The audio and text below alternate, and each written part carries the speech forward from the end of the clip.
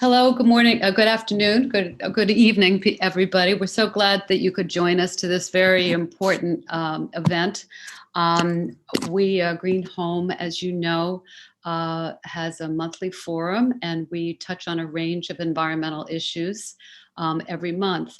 I try to do a policy forum that relates to voting because I think it is so incredibly important. And we have a lot of people in Green Home who may be new to the city or not particularly aware of the political landscape here. So we are going to run through this program. Josh Kleinberg is going to speak first from the New York League of Conservation Voters. Chris LeBron is from the Progressive Campaign, and then Taylor Morton is going to join us later on when she gets off whichever she's doing right now. And anyway, please go ahead, Andy, and unmute yourself, and then I will pick up from there. You want to say something about Green Home and what we do and who we are? I'm going to do that next, or you can do it if you want.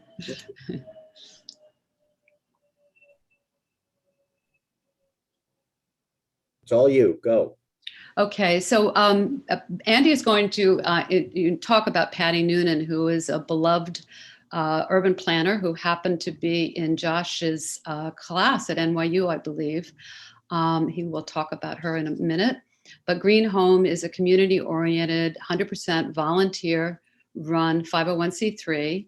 Even though we are a 501c3 in this forum, other people, the speakers, can talk about candidates that they are going to endorse. The New York League of Conservation Voters does have a list of endorsed candidates that are specifically looked at on where they stand on the environment.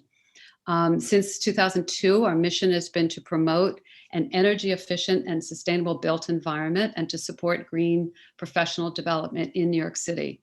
We have some amazing volunteers that are helping out today. And I want to call them out: Zoe, Harris, Raul, Gabrielle, Ariel. It takes a lot of people to put these things together. If you want to get involved, please do. You can scan this, I guess, and you can find us on social media as well. I'll let you go, and then I'll come back to this slide, Andy. Okay, I think I'm here. Can you hear me now? Yes. That's all great. So I take crap every year for breaking into tears when I speak about Patty because she was a very good friend of mine. But this session is dedicated, and I believe it's for the 12th or 13th consecutive year, to the memory of Patty Noonan, who was taken from us way too young in 2007 at age 41. And understanding our current time of political divisiveness, Patty in the late 1990s broke her way through environmental divisiveness and convinced the building industry to begin to listen to the enviro nerds and vice versa. With few meetings and little fanfare, she caused her organization, the Partnership for New York City, to finance the cost difference for building Energy Star affordable housing versus standard fare. She succeeded at a cost of $1.36 per square foot in 2001 and financed a fabulous and simple guide on how to build such buildings. I know because I was the principal author at the time. At the time of her death, the New York League of Conservation Voters newsletter stated, quote, "New York City lost one of its best and brightest advocates for environmental sustainability," end of quote. A huge understatement. In her memory, I urge all of us to listen a bit more to people with differing opinions and to understand that there are common grounds for the Venn diagram of advocates. For example, building efficiency, renewables, electrification, and carbon reduction, and we all need to speak with quieter and more attentive voices like Patty always did. Thank you. Okay, I'm going to introduce Josh to do a little better job than I did before. So I had the pleasure of working with Josh Kleinberg He is the fearless leader, a senior vice president at the New York League of Conservation Voters. And he led the New York City chapter through over 100 interviews in the last few months of everybody from city council candidates to borough president candidates to mayoral candidates. And I was lucky enough to go along on the ride.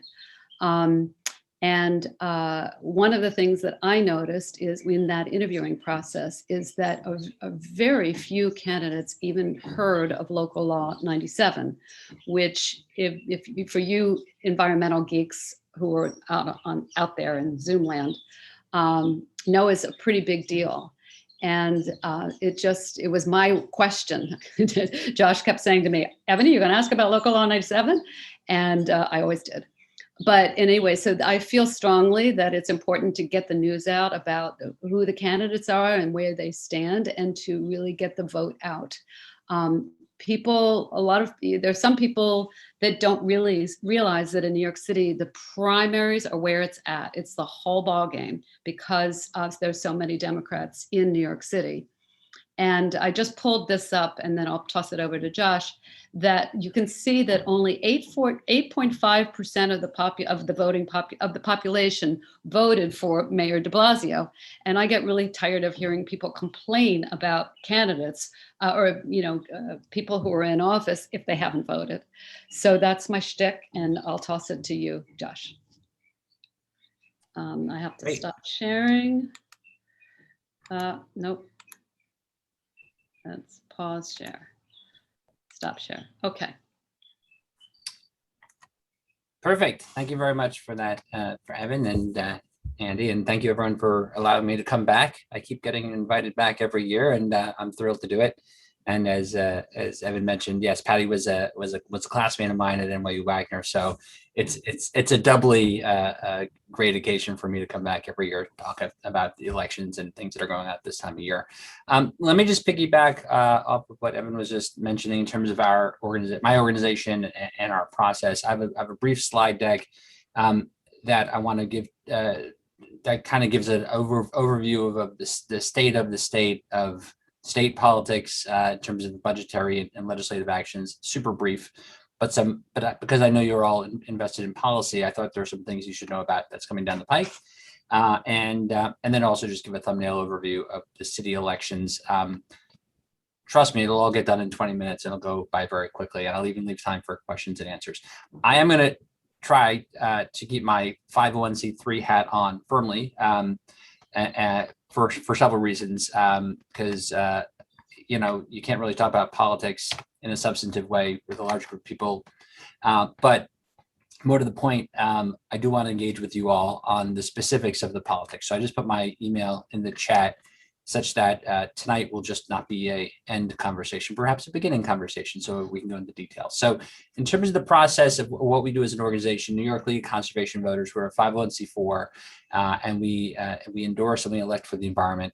So we have several levers for candidate accountability, one of which is environmental scorecards that we do at the state and city level, and the other one is the endorsement process. So the endorsement process is very much firmly linked and rewound to our policy document that we put out every year, because you can't have people that you want to elect for the environment without having a policy substance behind it that you want them to actuate. So politics is a means to the end being great environmental policy. And as Evan mentioned, we got involved in a lot of candidate endorsements, interviews this year, by which we got to talk about Local Law 97 and a lot of other issues. And it's just a good way to get the candidates aware of what the voters were looking for. But obviously it's the voters that are ultimately going to have to make the candidates aware of what they stand for by participating in the process. So let me share with you the few slide deck entries I have for you by way of a resource, and to share with you what I know that can lead to hopefully a broader conversation down the line. So there's my presentation. So I wanted to quickly just tell you about some of the things that are happening at the state level before we go back to the city level. Because there's always good stuff happening at the budgetary level and at the legislative level for people who work on the issues that you all work on, should be knowledgeable about and be aware of. So the state budget, the highlights in terms of environmental funding, and funding is where everything is at, right? Two of the three items on here are not new. Starting from the bottom up, the Environmental Protection Fund, which is a great resource for municipal governments to actuate some of the solid waste and open space and clean water protection programs, et cetera. That was funded. The $500 million clean water infrastructure, part of a 5-year funding commitment, was funded. But the big ticket here is a $3 billion Environmental Bond Act. Now, it's not on the ballot for this year. They put it on the legislature, and the governor has put it on the ballot for 2022. So it's something that we'll have to talk about next year for sure. But it's something to think about and take a look at now, because again, it's the first time we've done a bond act since 1996. That was a $1.75 billion bond act. And so now this is obviously more than that, and keeping up with the times. But there's going to be a lot of money on top of the ones that I just mentioned for a lot of the important, climate change, open space, resiliency, infrastructure kinds of projects that the state is looking to do. And that's important because there are state policies that are coming down the pike that, again, are of interest to constituencies that care about the building out of New York. So I cherry picked this from our policy director. So I'm not the expert on these. I can tell you like a quick thumbnail, but I can also share with you after the call via email full memo descriptions of this. But there were two issues that were passed by the legislature that are relevant to tonight's call. One, which is encouraging the use of low carbon concretes. I read something, someone made a comment somewhere on a post about this bill, which was to the effect of, if concrete were a country, it would be the third largest country on the planet in terms of emissions. And just to really kind of describe how carbon intensive the concrete production, cement production processes is. And so New York State is trying to take leadership here in encouraging it, specifically coming up with a roadmap for ultimately state usage of low carbon concrete, which is a pretty big deal if you think about all the roads and all the things that the state builds and the state uses concrete for. It could lead to a very important demonstration project, which hopefully will lead by example and ultimately make its way into the commercial sector. So I thought that was a neat one to kind of flag here. Lower emissions for home heating oil. This is really an expansion of what's been going on in New York City. For those that are aware, New York City's really been the pioneer, leading the state in terms of making its home heating oil cleaner by getting more biofuel blends into it. And the rest of the state outside of New York City has been a little bit slower, a little bit more resistant. But now, for the first time, there's a statewide mandate that would get to a 30% reduction. 20% reduction by 2030.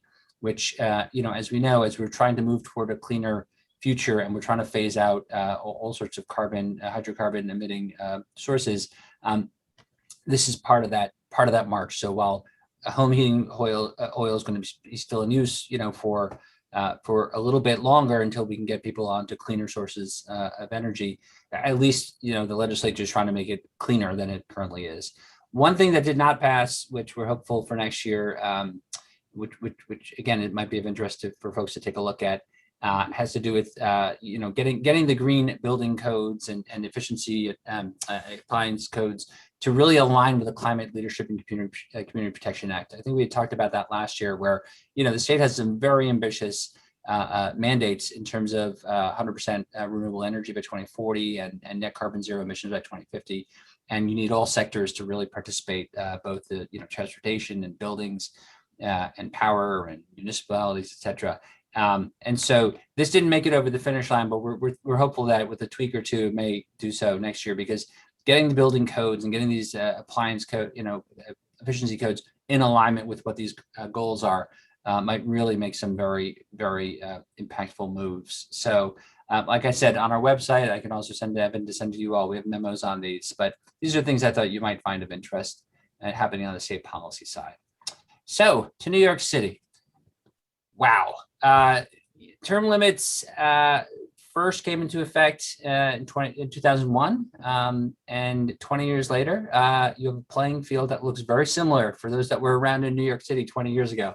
This is a total upheaval in terms of the government. So open seat for mayor, open seat for comptroller, public advocate's not an open seat, but 2 out of the 3 citywides being open seat is pretty big. But wait, there's more, all the borough presidencies and then the council itself. And so there's just so much going on. And again, you know, the primary is coming up on the 22nd. We're going to talk about ranked choice voting later on. But, you know, it's no small wonder that between the volume of candidates and the new ranked choice voting as to, you know, how we're selecting our government, how this can really be a little bit overwhelming, besides the fact that we're also in a global pandemic. So there are a couple of resources that I wanted to share, which I thought would be really, really helpful for those that haven't done early voting yet. And I'll go in order of sort of general to sort of specific to the topic that I think we all care about here in terms of environment and sustainability. So there's an amazing resource, and this is sort of fundamental, right? You can't go and vote if you don't know who's on the ballot. So there's an awesome site, www.whosontheballot.org. Esther Fuchs out of Columbia University, she's been running this for years now. I think now this is like the most sophisticated she's ever gotten it right now, where you can go in and obviously you can find your polling location, but really with so many people on the ballot, you can go in and you can literally see all the people that are there. And you might be surprised and shocked in some districts. And I'm thinking of one in Queens, District 26. You might see 18 people running for city council. And for mayoral, you'll be surprised. You know, there's a lot of talk about the 8 major ones, but there are like another 4, and down the line. So I definitely encourage folks, if you really haven't been tuning in, and you're forgiven for not having tuned in, it's been a little overwhelming. Definitely go here, check it out. You'll get information on where to vote, and you really get a good listing of like what the field is like and who's in it. More specificity as to like where the candidates stand. This is another amazing site, and this is actually put out by the city through the Campaign Finance Bureau. They have a little side gig called NYC Votes, and this you can go in and select all the different candidates who are running, and they have it broken down by, because they gave them all a questionnaire, broken down by, you know, what are your top 3 issues, and then a little bit more of an explainer as to what they're about. And through that, you'll be able to see that, you know, you'll find needles in haystacks, so to speak, where people are either ranking environmentalism or sustainability as their top 3, but they're there. But it's a good way to kind of, again, take a look at what the candidates are portraying themselves as in terms of priorities. They even have videos of the candidates giving like a 2-minute spiel. It's much more informative, and it's a one-stop shop rather than having to go to like 12 different websites. It's all right here, and it's just an amazing resource. And again, there's other resources here about how to do rankings and when the debates are, like tonight's debate. Speaking specifically about our issues in terms of environment and sustainability, here's a plug for my organization. So our education fund, we had aired on Earth Day something called the Greener City Hall. We invited all the mayoral candidates, all the major 8 mayoral candidates. 5 of them took us up on the offer. Eric Adams, Sean Donovan, Catherine Garcia, Ray McGuire, and Scott Stringer. And they met with us. We did an interview with them. They met with us either at City Hall Park or Battery Park. And we asked them very specific and pointed questions about what their platform is in terms of sustainability and climate and parks and lead poisoning and transportation and the like. And this was it's a resource that's still on our website. Something I would definitely encourage you to check out, because we also have synopses on our website as well about what their positions are. But it's just a good way. It's a one-stop shop to kind of see, you know, where the candidates specifically are taking positions on those various issues and the myriad of issues. For the candidates that aren't listed there, the other 3 major ones, Maya Wiley and Andrew Yang and Diana Morales.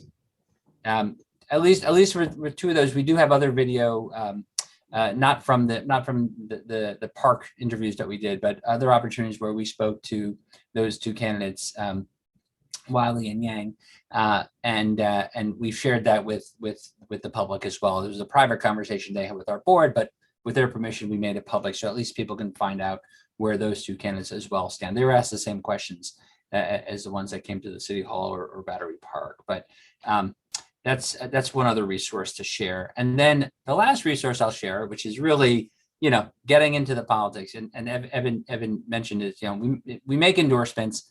There are far too many to go through, and I wouldn't want to start a conversation not knowing where people are at in terms of politics. So I won't try to convince you of anything, except you should check out our site and look at who we've endorsed. And here's the website here. You should engage with me on whether or not you agree or you don't agree. But I can just tell you, in terms of how we came to choose our endorsements, it's there in black and white. We issue a policy agenda every year. We ask the candidates to fill out a questionnaire. We talk to the candidates to make sure that their rhetoric matches their positions and their backgrounds. And we kick the tires and we try to see whether or not they are truly aligned with the environmental mission as defined by our partners and as articulated in our policy agenda. So we have a pretty sophisticated process in this respect, given that it all links back to our policy agendas. And it's something that I really encourage people to take a look at. I'd be happy to answer questions about particular races. I can certainly go over the mayoral. I can talk about the comptroller. Or I don't have to talk about any of them, and people can ask me privately. But I just wanted to share all those resources and encourage people to definitely look at them all. You have time, and to stay connected with me, and to definitely reach out if you have any questions or just further clarifications as to how we came to our conclusions. So I'll stop there, and I'm leaving time for questions.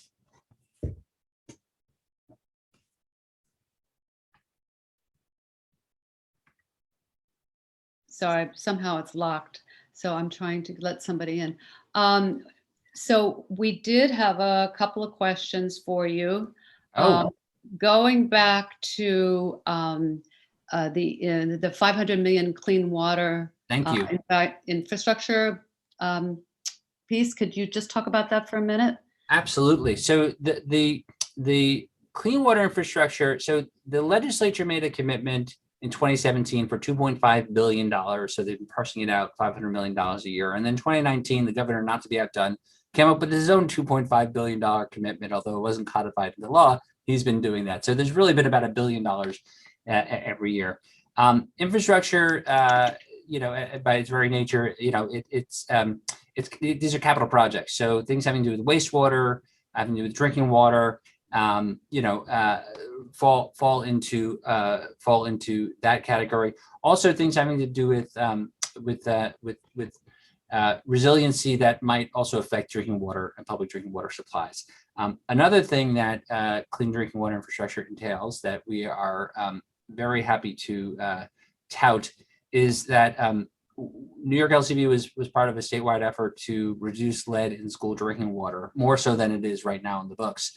And part of the refresh of this law is to not only lower the action level, which would make the water more protective, but to codify in the law that future work done by the public schools would be using clean water infrastructure money to pay for those improvements. Why is that important? If you live outside of New York City, trying to get a school budget every year is very difficult. Property tax is very high, and it's usually very difficult to just get anything green and progressive out there. And to have a state fund to help schools around the state to be able to make those improvements within the school buildings for drinking water, replacing faucets and pipes and fixtures, that's infrastructure. Those are capital improvements. And so we're really proud of that. And it's really trying to expand it to urban and rural and everywhere that, there's a need for those kinds of improvements. And thank you, whoever shared the link to the endorsements. A good plug. I want to ask one question before we move on to Chris. Talk a little bit more. I was a part of it, but how do you pointed on your website how you made this, you interviewed candidates. Yeah. But I want to say from my point of view, I was very impressed with a whole lot of the candidates. And there's so many issues to consider. And so I want to ask you a little bit more, like how, when you lead that process, what are the things that you're looking for? If you could just articulate that a little bit. Absolutely. So, fundamentally, we're looking for candidates that have a willingness and the capacity to advance the league's agenda. And the league's agenda is not our own agenda. It's the agenda of the environmental community. Again, when we put together our policy agenda, we speak to all of our partners from around the city and around the state, and then we kind of inject that. So the willingness to advance the agenda is usually the easy thing, because when people submit their questionnaire, they want to be endorsed by us. So it's not hard to figure out one's willingness.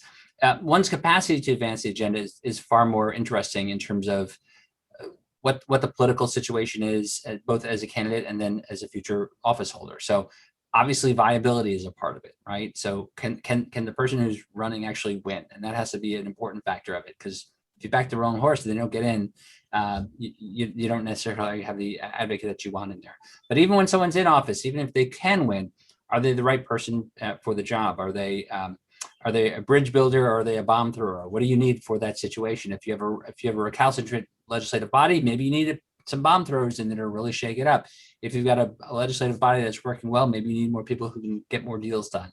You have to really look at factors in terms of one's viability, the personality, and again, a real focus on the commitment to be sophisticated and nuanced as to what we're advocating for, not just doing anything environmental, but really understand about how they can get things done over the finish line, not be on an endless campaign for 20 years, but really on a year-to-year basis, be delivering progress. Because to be truly progressive, you need to make progress. To make progress, you have to be able to know where those opportunities are, where opportunities meet preparedness, and get the deal you can, and then move on to the next and move on to the next. And that's our organizational philosophy in terms of being pragmatic and just achievement oriented from year to year. Great. I think we also had our antenna up for greenwashing, because it's easy to say, yeah, I care about the environment, but anyway, thank you so much. So we can come back to do some questions, but I wanted to toss it over to Chris LeBron. I think you're there someplace. Oh, I'm here. You're there, yay! So tell us a little bit about you, and then you're going to talk about ranked choice voting, I believe, which is Yes, very confusing. It is a little confusing. Hi, everyone. My name is Chris LeBron. A little bit about myself. I'm a former council staffer. I left prior to COVID, and I currently work as a political analyst and policy analyst for Parents Magazine. And locally, I advise city council candidates who are running on a progressive platform. Prior to that, my position within city council was policy and communications director for the 41st Council District. Alika Embry-Samuel, who is also chair of the Public Housing Committee. I'm a born and raised New Yorker. I've lived in Hell's Kitchen for the majority of my life, and I attended St. Louis University in the state of Missouri. For 5 years, I studied literature there. I minored in economics and sociology with my focus on population dynamics and on the effects of policy on municipal dynamics and population. So I'm here now presenting to you ranked choice voting, which is, we're gonna get in the weeds. Would it be okay if I can share my presentation? I think you got it. Excellent, thank you so much. Let's see, Dropbox. This is the first time I'm doing this in a very long time. I apologize, everybody. I'll just do screen share. Okay. And we're going to get this down by the end of this. We're all going to be perfect. Eventually we'll get this down. Okay. So New York City Party primary ranked choice. We don't see it. We don't see it. Oh no. How did that happen? We should have just been able to do. So you see the little green arrow that says up? There we go. 3, 2, 1. Excellent. And we're on. So you'll be able to see my device. And I'm just going to screen up. There we go. Go over. And we're going to start. So I've already introduced myself. My name is Chris LeBron. Before I jumped into politics, I actually spent 10 years in digital advertising and marketing. A little bit more about me there. So how do we get to ranked choice voting? So in 2019, rather in 2018, the Manhattan Borough President, along with City Council, agreed to fund a Charter Revision Commission, not to be confused with the 2018 Charter Revision Commission that was funded by the Mayor of New York. This commission was set to review public submissions and changes to the city charter. And ultimately, after public hearings in the spring and summer of 19, the Charter Revision Commission chose ranked choice voting as one of their ballot propositions to be considered in November. In the November general election, there was a 3-1 resounding victory for all those who were pushing for ranked choice voting. Those who opposed were typically unions, as well as the Black, Latino, Asian caucus's political arm. Their largest argument was a concern for confusion in ranked choice voting. They did not want minority votes that the Democratic Party so often relies on to be turned off in the primaries. And so just a quick breakdown of what races we're looking at when we're applying ranked choice voting. They're all municipal party primaries. So it's not just the Democratic primary, but it's also the Republican primary as well. So bottom to top, it's this 38 city council races, or 51 city council races, borough president, comptroller, public advocate, and the office of mayor of New York. You'll notice in the center of the screen right here, there's a QR code. This is a really nifty tool that the Civic Engagement Commission has created. If you pick up your phone and turn on your camera, you can actually scan this QR code right now to test out and get comfortable with the ranked choice voting ballot that you'll see on the 22nd, or if you choose to vote early. So why RCV? So ranked choice voting was sold to New Yorkers as a means by which to level the playing field. We all know that we have a 8-to-1 matching campaign finance funding program as well. So when these two mixed together, everyone was really hoping that those who were afraid to run or just couldn't afford to run were given that opportunity. So ranked choice voting ultimately requires candidates to no longer rely on their machine bases to win their primary race, but to campaign throughout their district, borough, and the city. And we're seeing a lot of that in the news now, where perhaps 4 years ago, Mayor de Blasio would have stuck to his base in Harlem and Central Queens and Brooklyn. Now we're seeing candidates like Eric Adams running the totality of the 5 boroughs looking for votes. Over here, we actually have a nice little photo of the mayor choosing his best toppings for pizza. His priorities are spot on. I got to go with green peppers as well. Okay, so continuing on why ranked choice voting.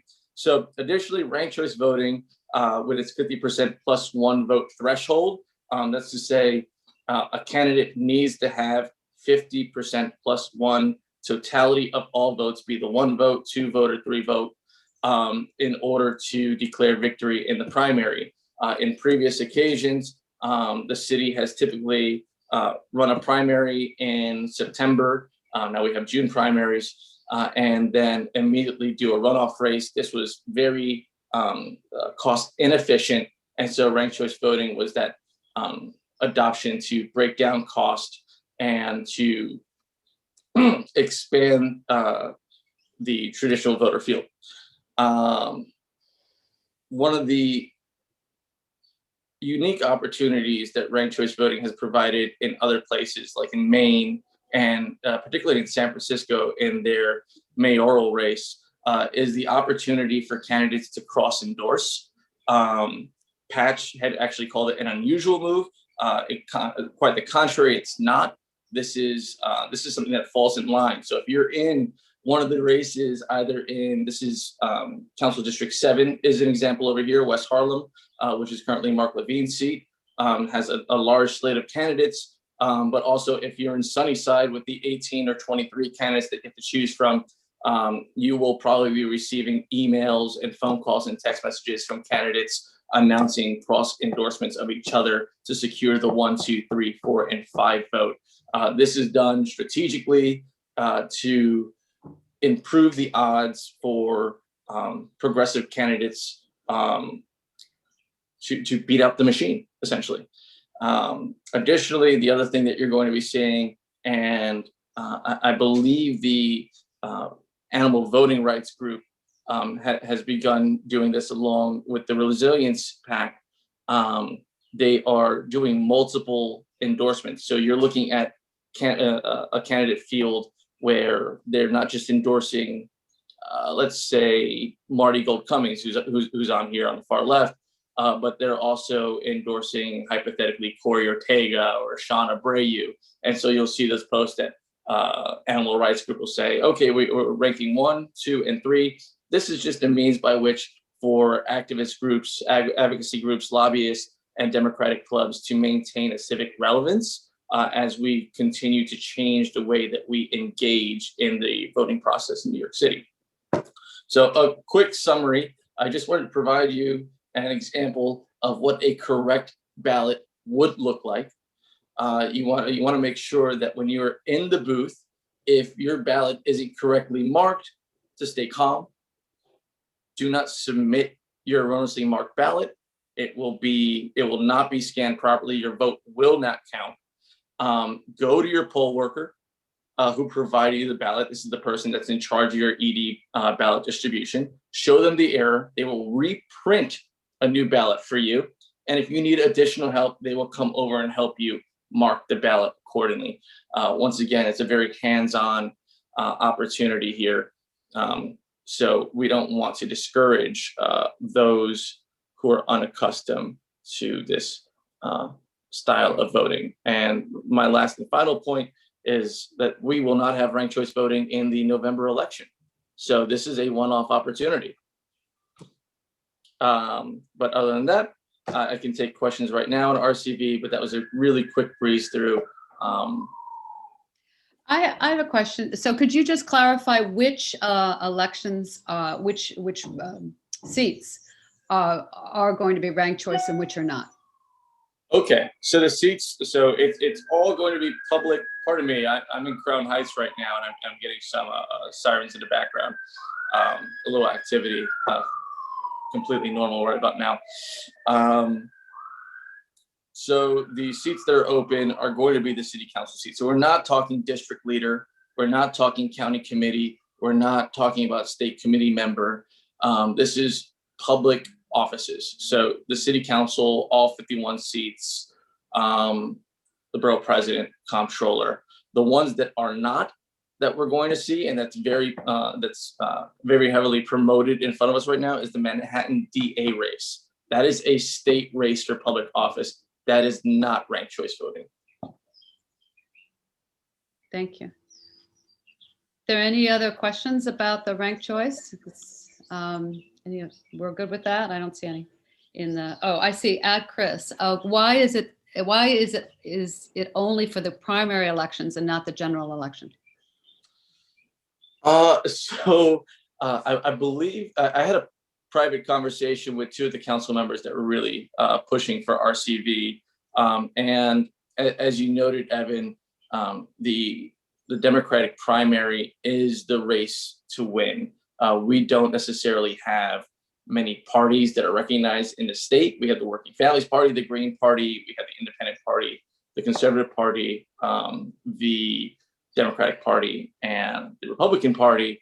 But generally speaking, outside of the major 2 parties, we're not a 3 or 4 party race in November, just because of political behavioral, like historical political behavioral habits in the city. So there was no need, or in their eyes, to expand it into the general election. Okay. Emily asked a question about combined sewer overflow system, but maybe our next speaker can handle that.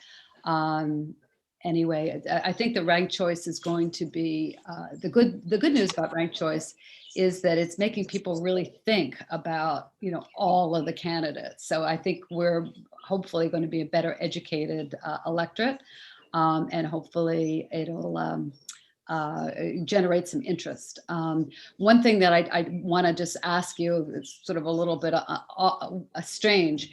When you talked about if there are problems with the botched vote ballots, that seems to, and then you think of the poll people coming to help you. Mhm. That seems to sort of fly in the face of what we're hearing nationally, where people have to stay away from you. And there's lots of laws that are coming down the pike, not in New York, praise the Lord. But it does sort of make me think of that possible conflict, you know, if somebody Yes. is helping you and maybe they're not helping you so much. Do you have anything Yes. to say to that? So I participated in early voting this year just to see how that was being operated. And one of the things that a poll worker will provide you is it's been approved by the Board of Elections, City Board of Elections. It's a small little palm card that provides you examples of how to fill out your ballot. And it can also be uniquely used to be mindful of where you've already marked for your first choice and your second choice across. My mother actually requested an absentee ballot, and she had marked it improperly and said, "Chris, what do I do?" I said, "Okay, you need to call up the Board of Elections or email the Board of Elections and request another absentee ballot." Of course, by this point in time now, it's too late to request that. But if you did request an absentee ballot and you did not mark it properly, you do not have to put it in the mail. You can go to your polling location and show them where you improperly marked it and request a new one and fill up the new one there. They will destroy the absentee ballot and they will allow you to fill out a brand new ballot to ensure that your vote counts. Okay, good. And then there's one last question on the Manhattan DA race. It's not, by the way, the DA race is not endorsed one way or the other by the legal conservation voters because doesn't really have to do that much with the environment. But why is the Manhattan DA race in November? And you want to just talk about that for a couple seconds? Okay, so yeah, the Manhattan DA primary race is in June. It's June 22nd. It's the same day as our municipal races. It's going to be a separate ballot and you're going to choose one candidate. If the Republicans field or the Working Families Party field a candidate for November, then you will see a campaign go all the way through into the general election there, which will also not be ranked choice voting. You're just going to choose your singular candidate there. And the reason for that is because the state has not opted into a ranked choice voting system as well for their primary races. But pretty much, I think it's safe to say, or do you agree with this, that whoever wins in June will win in November? Yes. Pretty much. Yes. That's why the June is that's why we changed this forum from October to now. Yeah, it's critical. Okay. All right, great. So I would like to turn the platform over to Taylor. And Taylor Morton is speaking from representing We Act. And I just wanted, before I hope you will baby me a little bit before I turn it over to Taylor, because last year somebody else from We Act spoke here, Cecil Mark Corbin, and he was whoever was on this call last year or the last couple of years know what amazing person he was. And I just wanted to point out that We Act, which is an amazing organization, environmental justice organization, it has a fellowship, is sponsoring a fellowship for environmental justice leadership. And I think you could probably get a hold of Taylor if you're interested in supporting that cause. But I just wanted to give, not to be depressing, because we talked about Patty now and we're talking about Cecil, but two amazing people that have contributed a lot to the world in a short time. With that, Taylor is the Director of Environmental Health and Education at We Act for Environmental Justice. They've worked with We Act since 2016. And I think we're going to talk about NYCHA and various other health-related aspects of this election. So Taylor, I don't know if you have yeah, I have some slides that I'll share in just a moment. Okay, you can take it away. Thanks so much. Really glad to be here. My name is Taylor Morton. I'm the Director of Environmental Health and Education at We Act for Environmental Justice. I use they, them pronouns. I am going to share a couple of slides just talking about things to look out for in this election as it relates to environmental justice, climate justice, and I'll talk a little bit about our work with public housing residents as it relates to the election as well. I do wanted to give some background. Thank you so much for recognizing Cecil and his work. We really miss him, and he's such a vital part of our organization as far as it relates to policy and campaign work. So really glad to hear his name spoken in this space. So I wanted to share a little bit about who we are at We Act. We've been around for about 30 years, and the core part of our mission is to make sure that communities of color, lower income communities, folks who have been historically disenfranchised when it comes to environment, undervalued, all these sorts of things, to make sure that they have the meaningful involvement and fair treatment when it comes to policies, practices, and programs as it relates to the environment. We at We Act have a New York office. We also have a DC office. So if you've ever done any type of federal work or have seen us outside of New York, that's the leg of We Act that approaches that work. But we really take a threefold approach to our work. Part of that work as it relates to what I do is related to environmental health and education and training. Another leg of our work relates to community organizing. We are a membership-based organization. If you've ever been to a We Act membership meeting, they're on every second Saturday of the month. The past couple of months, we've been filling those with candidate forums. So that's been a really great use of our time. And we also work on policy as well. So some of you may have seen us work on policy at the local and the state level, especially in New York City. But again, we have a federal office that does this work as well.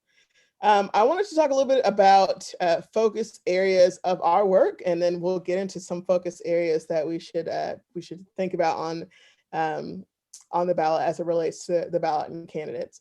Environmental justice and climate justice, a lot of times we use them as blanket issues, but they really engage every aspect of our lives, whether that's thinking about clean air or healthy homes, transportation, open and green space. All of these issues that we're talking about with candidates have some aspect of environmental justice or climate justice to them. A lot of the issues that we'll talk about in a moment relate to environmental justice and climate justice, but these are also focus areas of our work. We've been fortunate enough to have been around for the past 30 years and have been working diligently with some of the folks who have been running in positions that they currently sit in. But we've really been in this space for a while across a lot of different topics. And a lot of times when we say environmental justice, that can mean a lot of different things. And we all, have about, 10 to 12 different buckets of work that we work on in those spaces as well. But really want to keep that as a focus or a thing to think about when we engage in this work. Some issues to look out for when it comes to climate and environment.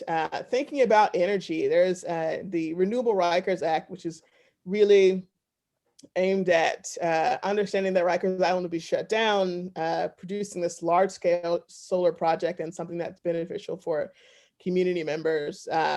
Looking out for candidates who support the Renewable Rikers Act, who are willing and wanting to engage and move this forward as a piece of not only of legislation, but wanting to make sure that it's implemented and benefits the communities of color in the city.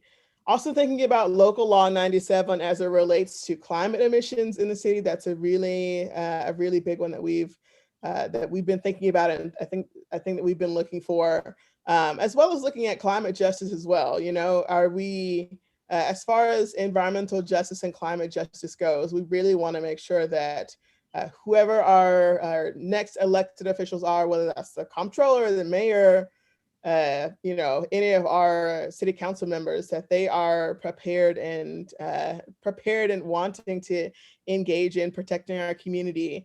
And this is an issue that can really look different depending on the role, depending on depending on where you are. For example, if you're in East Harlem, maybe you care more about sea level rise, or Lower East Side, maybe sea level rise is an issue that you really want your local officials to care about, because that's something that you would be facing within the next couple of years, right? Those issues sort of change depending on where you are in the city.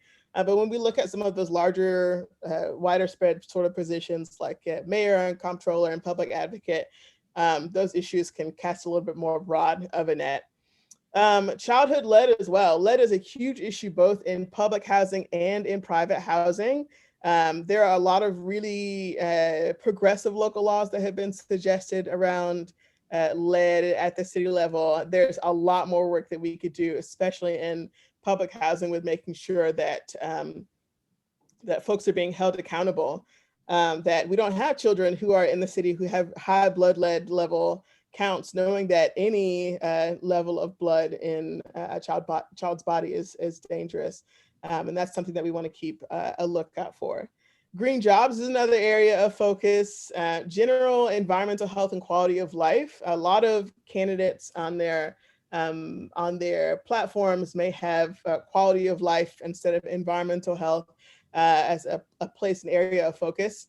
Likewise, that sometimes green jobs can be a place where infrastructure is a connected piece. Thinking about zoning and land use, this is a really big one, depending on which positions really really have power over zoning and land use.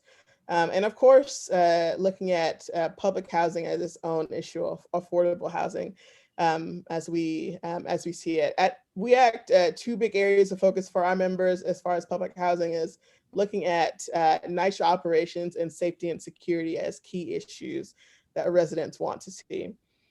Speaking of NYCHA residents, we've been working with a group of folks called the Healthy Homes Working Group, and they're a group of residents, and in the past they haven't all been public housing residents, but currently they are all public housing residents who've been working on a platform of what they would like to see with the next mayor specifically, and looking at the mess that is in public housing currently. If you don't know what's happening in public housing, it's definitely something to check out.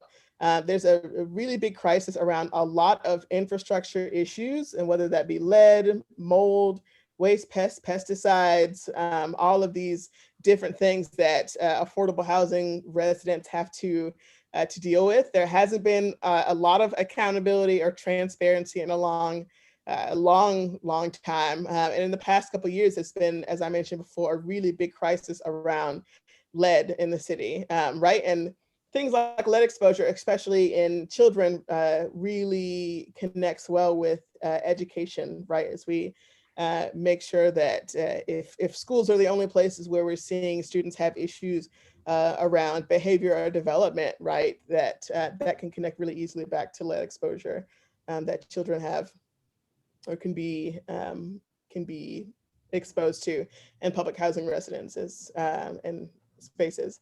Really our goal, and I highly recommend you folks check out the platform. It's really interesting. It's split up into 3 different parts. One about NYCHA operations, one about safety and security as a key issue.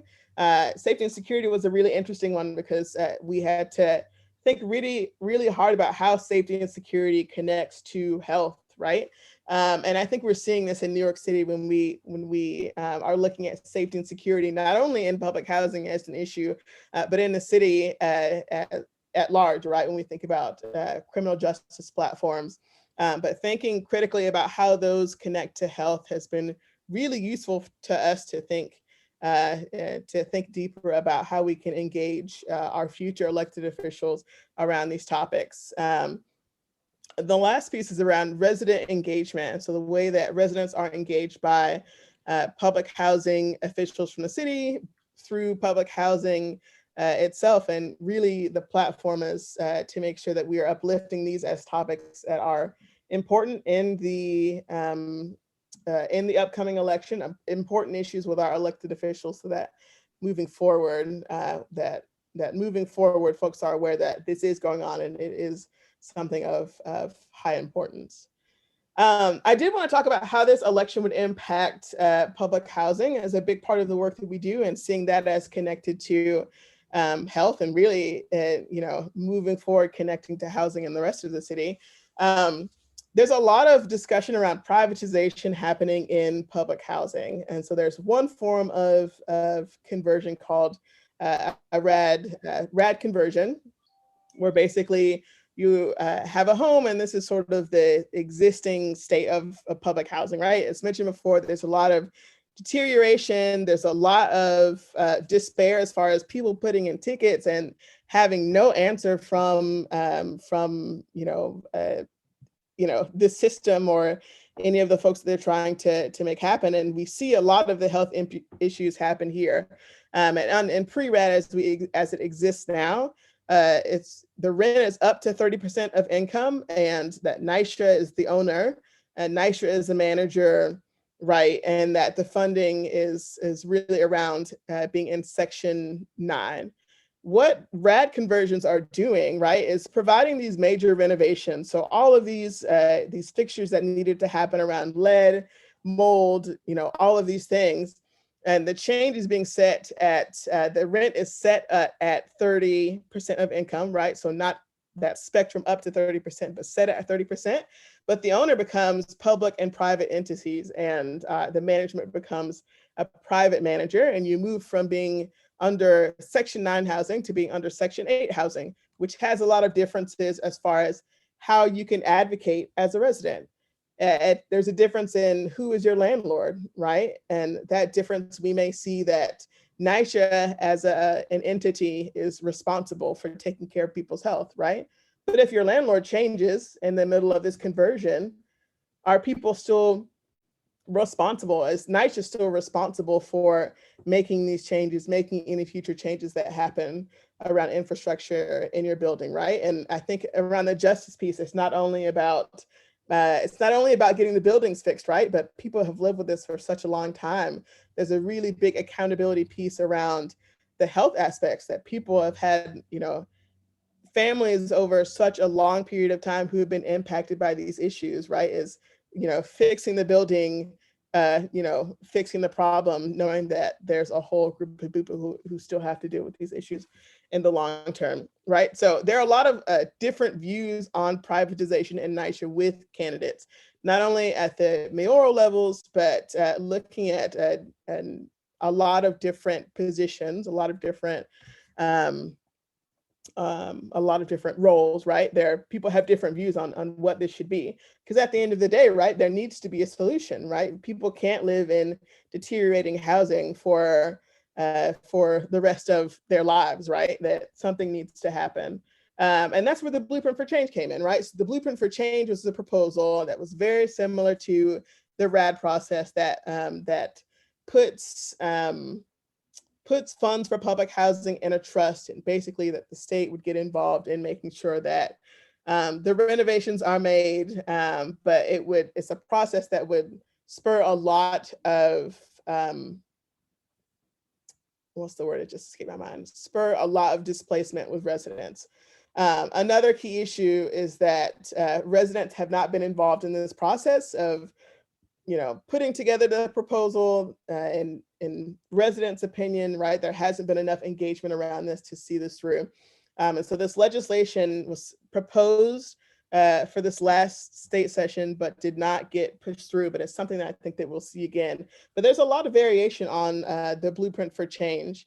And We Act as an organization is not for the Blueprint for Change unless certain changes are made around resident engagement, around tenant voucher protections, and a couple of other things that would protect tenants. But these proposals, the Blueprint for Change may not be moving now, but these proposals are things that we would see out of candidates in the future. They're things that we would see, and that's why the big focus is with the mayor, with our new mayor, who would really embrace these issues around, hopefully embrace these issues around public housing. Proposals like these would really be a key issue and would change who is considered a public housing resident. It would change how the city is responsible for addressing these issues in in public housing developments, and would really make some big ripple effects for the city. And I wanted to suggest two voter education guides that covered a lot on climate and environmental justice, or climate and environment in general. And one is Climate Works for All, and I'll drop the links in the chat. And I sort of dropped in some of the topics. And the other one is the Community Service Society, that covers some of the topics that relate to housing, especially affordable housing.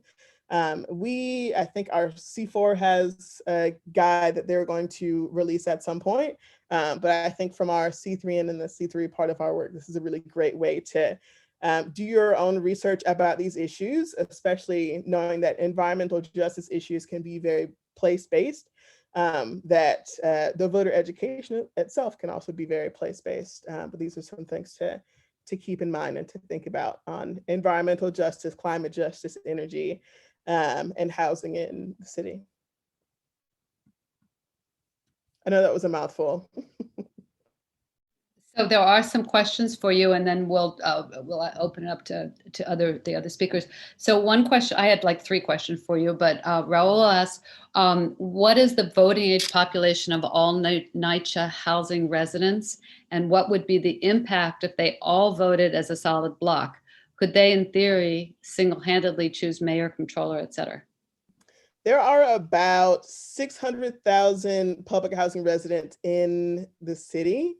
I'm not sure about the number of those folks who are eligible to vote, but that is that's a strategy that a lot of folks are taking, working with public housing residents specifically to do a lot of block voting on certain issues. The difficulty with that as well is just there are, just as with any group of population, right? There are a lot of different perspectives on how public housing should be run. There are a lot of different experiences that people have. Some buildings and parts of the city don't experience issues around lead or mold, and others have really severe issues. So then it becomes, a neighborhood issue, and then it even becomes a block issue, and then it even becomes a building-wide issue as far as perspectives on voting and whether or not people would even be voting in the same direction. Yeah, it's before you got on at the very beginning, there's 700,000 people voted for Mayor de Blasio. So not to say that all 600,000 people that are in NYCHA housing are all voting age, but it's like that's the number of people almost that actually voted for got our mayor in. So I have a question for you, and then we'll I had a couple others for other people, but.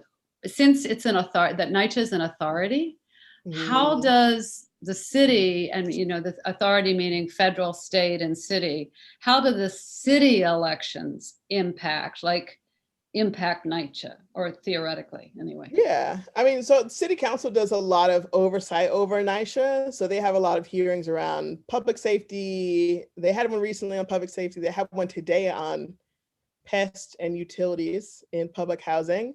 And a lot of, basically, right, like the people who live in those districts are the people who are in those developments. And so a lot of the, even if they don't make a lot of decisions at the state level, like NYCHA is its own citywide entity. And, there's a lot of voting power around city council members and folks at the city level, as far as how NYCHA is overseen as an entity, if that makes sense. At the state level, there's a lot more work around something like the trust, this sort of proposal that requires this state oversight, but it's very much a city issue as far as how it's run and how residents are heard on those other sort of pieces. So I would say that now specifically, we do see that federal, city, and state, all of those legs moving at the same time. But our city council members have a lot of oversight into how it's actually run and really the nuts and bolts of how it works. But when it gets to, there's a NYCHA chair. His name is Greg Russ. He's the current chair. So he makes a lot of those overhead decisions about new proposals on how things will go, and then the oversight and some of those other pieces go to city council members, right? But I think the other like piece of this is that NYCHA residents are people who live and engage in everyday life, right? Like they're folks who the public advocate needs to be advocating for. They are folks who all of our city council members, our borough presidents need to be advocating for. And that we'll see, especially when we think about like land use, zoning, and all of these other environmental issues. When we think about COVID, right, they are the people who have pre-existing conditions due to lead exposure, mold exposure, not having heat in the wintertime, not having AC in the summertime, and all these other sorts of things. So yeah, they're a really special group of folks when we think about how they're impacted by legislation at large in the city. Evan, may I please ask a question of Taylor and everybody else, because she said Taylor said something really brilliant about local law 97. I've never heard about it being compared to social justice. And I'm worried about a building I'm working in right now that's in Manhattan Valley, and everyone in the building is Section 8. But because there's a laundromat in the building, local law 97 is including the gas used from the laundromat in that building, and it's servicing like a 10-block area because it's a huge laundromat. So this building goes from an A to a D because of the laundromat, and nothing will allow that building to remove that manufacturing facility from it. And as such, they're going to pay a $56,000 fine as a low-income Section 8 building. Help. Yeah, Wow. I mean, yeah, I can put you in contact with our director of policy. Sonal Jessel, she works a lot around our local legislation, especially local law 97. And she could probably give some better guidance on what the options are, what things you could do. But I also want to point out too, you mentioned Section 8, that like the rights for residents under Section 8 and Section 9 are so different as well. The way that we engage buildings around Section 8 and Section 9 are so different. And that's also like what makes it such a tough issue, right? And that privatization piece gets really complicated once we start doing this as once we start like converting a lot of different buildings, that the person that we go to address these issues changes, and that makes it a lot more complicated. Definitely something to think about. And I just want to jump in. I'm back. I just wanted to jump in this particular thing because, Andy, this is also a plug for civic engagement and processes, right? The whole story has not been written on local law 97.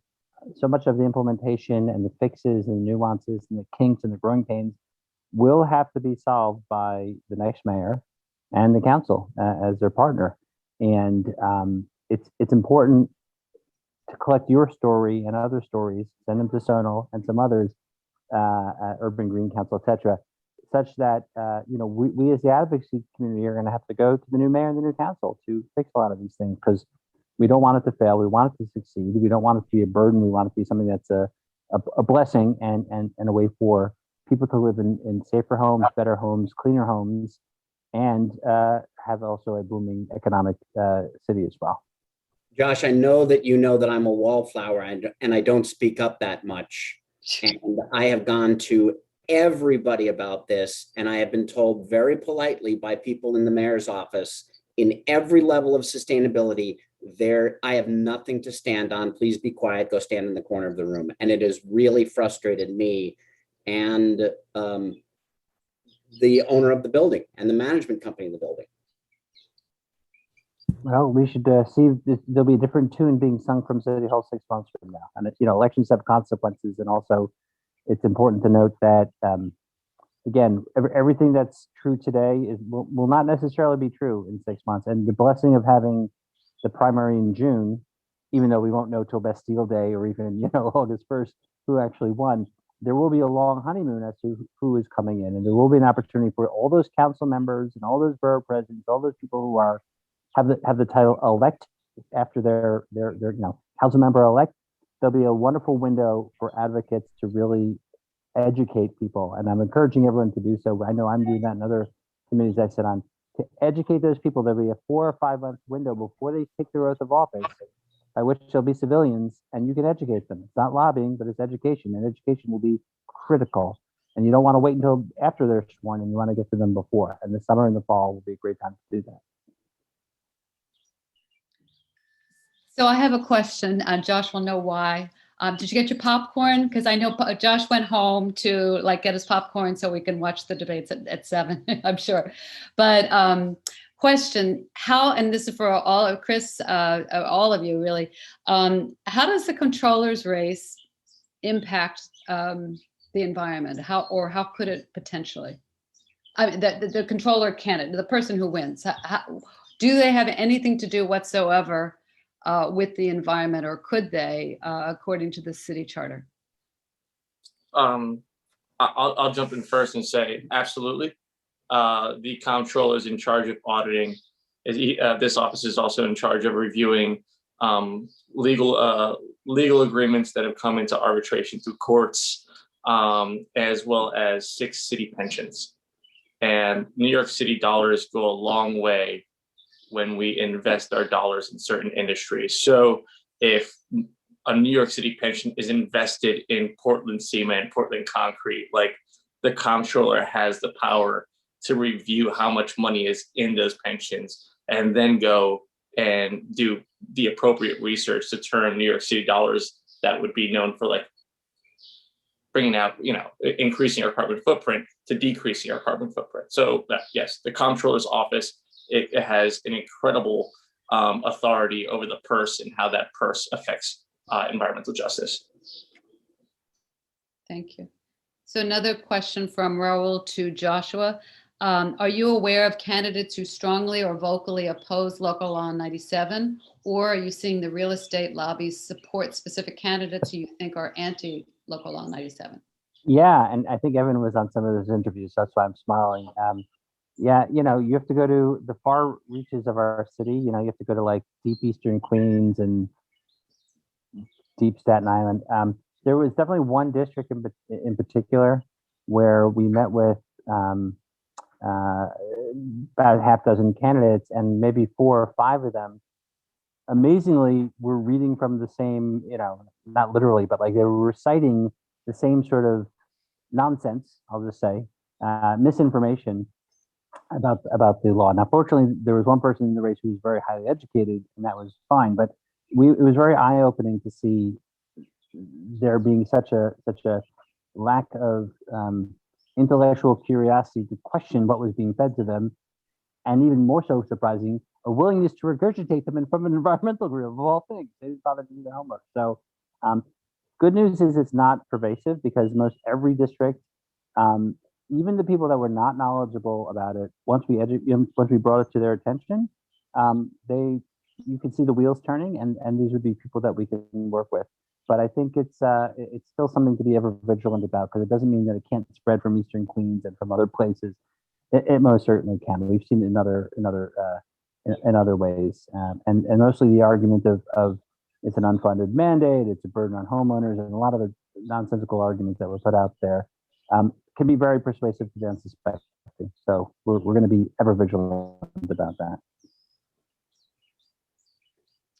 Yeah, just I would say that in the 100 or so people we interviewed, I would say certainly the majority of the people never heard of Local Law 97, which to me was like a shock, because being in the field, we know that there's some implementation issues and cost issues, but we sort of figured that everybody, knew what it was. And considering the people that we were interviewing are going to be in city council, and city council is the body that passed the law, it was a little eye-opening, at least for me. I don't know. Josh has been around the block a little longer, so maybe it wasn't so shocking to him, but it was to me. Could I go back to Taylor? Just a quick question, and maybe it's not totally, just curious, in terms of the blueprint, where does WEAC stand on that? Because it sounded to me like you were saying that with the change in landlord and everything, that there's less accountability, or you're concerned about, could you just talk about that for 2 seconds or? Yeah, for sure. I mean, so our stance on it is that we are not currently for the blueprint for change, and that's with the understanding that there are a lot of things that residents are concerned about, and that includes a lack of resident engagement in the process of putting this together. The fact that it's happened during the pandemic is like it's a tough time for everybody in the pandemic, but especially for public housing residents, as far as like accountability and all these other pieces. And there's some pieces in there that need to be changed, right? There's a tenant voucher system that is really attached to the apartment and not necessarily attached to families, and understanding that there are a lot of families who've grown up in public housing, and maybe they have kids and their parents' name is on the lease, but the kids are not, and that there's difficulty in that process of rolling things over. And there are residents who have their own vision for what public housing should look like. And there are a couple of key things that just need to change. And all that is the reality that there needs to be some type of plan, right? And that's not to throw out the whole thing and say, well, it's just a bad plan and that's it. But there needs to be some type of solution. So I think we're trying to, say that this plan isn't really the best one for now, but also be open to any types of solution, because our residents are folks who are suffering under this, right? And that's sort of a generalization. Not everyone in public housing is suffering, right? But when we look at the history and the infrastructure, when we look at, and I know the comptroller was mentioned, right? And how the comptroller could impact environmental justice and climate justice. When we think about public housing, there definitely needs to be an audit of how we have been spending money on public housing, because there's been a lack of investment, and there have been a couple of other plans that have gone through that have not addressed this issue. So there's definitely a financial piece of this at the city level, and that might even be a core of the problem when we think about issues in public housing. But it's really I think it can get really complicated as far as like perspective on the blueprint when you want to see a solution, because sometimes the answer isn't, this is a bad idea and there's no other idea, but how can we build and move forward with residents at the forefront of this work? Taylor, I just want to tell you something. When we did our candidate evaluation process, and we had candidates submit, their questionnaires, as little as there was known about Local Law 97, the opposite was true about the injustices that are happening in public housing. And there were so many people who understood fundamentally that environmental protections and environmental improvements in public housing was a critical social justice improvement that needs to be made. That was very refreshing. Now, they may not have a clue, an articulate plan, and that's going to be for advocates, and clearly we act and others to help shape that. But I was very much struck about how far this has come along, where many years ago when we were screening candidates, it'd be sort of an othering kind of a problem. It's like, well, public housing, whatever, it's a different problem. And so many more candidates, and this is one of the nice things about term limits and the perspective that's now overwhelmingly environment is the social justice component that's to be addressed, and public housing is the number one target. And so I'm hopeful that with from the advocates and really dealt with in this upcoming council. If I may tack on very quickly to this, what Josh and Taylor said, my year in council was consumed with public housing because my family comes from public housing. My mother was born and raised in Marcy houses. My father was born and raised in the Amsterdam houses in San Juan Hill behind Lincoln Center. When I look at the solution, Taylor's spot on. When I sat down in these meetings, people had no understanding of the models that were being implemented or had previously been implemented in the United States and in other countries around the world. So when you would talk to an individual about the Hackney model, they had nothing. When you talk to them about the St. Louis model, which St. Louis University wasn't that far away from where that original model had been adopted and taken place in the 70s and 60s. We're at a precipice with public housing and environmental justice for my friends and family who are residents of the authority.